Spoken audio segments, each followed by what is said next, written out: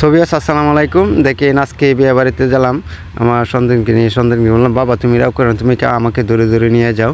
তখন আমি একটা পাঠ নিলাম যে আসলে কান্নার কীভাবে অভিনয় করে। তখন আমার সন্তানকে নিয়ে এক টেবিলে বসলাম। দেখেন যে আমরা কিভাবে অভিনয় করি।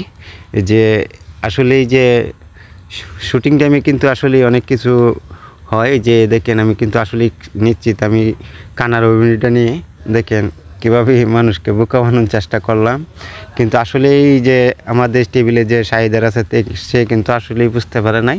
এই যে দেখেন আমার হাতটি কিন্তু আসলে আমি যখন অন্য প্লেটে হাত ধুতে চাই সে খালি বারবার আমার প্লেটে নিয়ে দিতেছে হাতটা।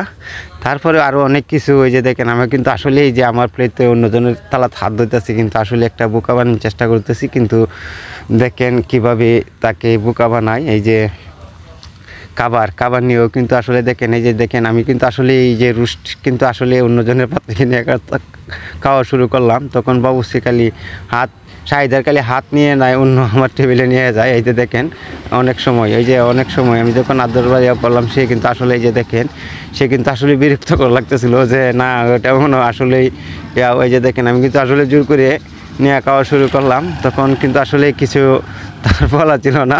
সে আসলে কিন্তু অনেক যে বাবুর্চি যে শাহিদার কিন্তু আসলে অনেক পাক শাক অনেক মজা হয়েছে। তখন খাইলাম যে তিনি কিন্তু আসলে আমাদেরকে ভাতটা